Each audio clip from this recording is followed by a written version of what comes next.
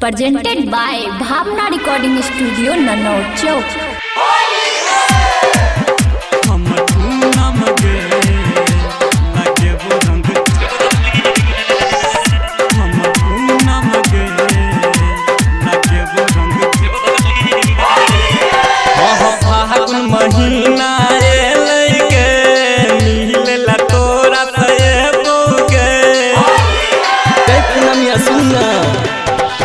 फागुन महीना लैके मिलल तोहरा से बउके दइहा बस बारी में गे हमर पूनम गे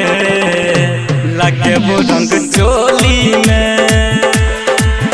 सुन पूनम गे लगे वो रंग चोली में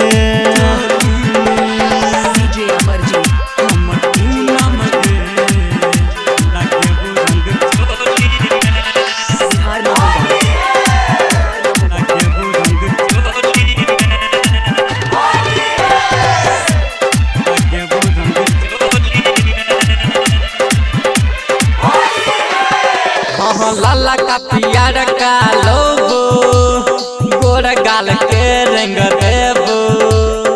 करबे जे मन मोजी हम डाला बहु के बल चोरी लाला का पियर का लोगो गोर गाल के रंग देबो ककरों संग में लई है के ओह केल मिहिल ओई है के ता सब पूनम गे लगे वो रंग चोली में सुन पूनम गे लगे वो रंग चोली में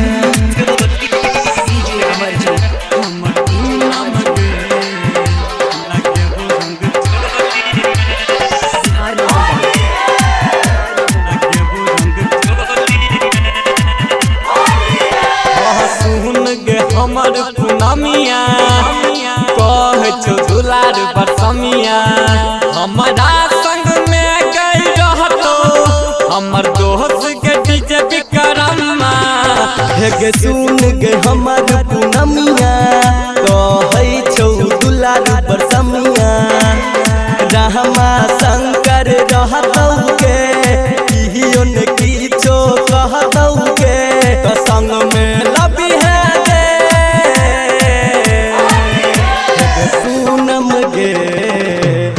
हमारा रनिया के सुन पूनमिया गे लगे वो रंग चोली में Presented by Bhavna Recording Studio, Nanaur Chowk.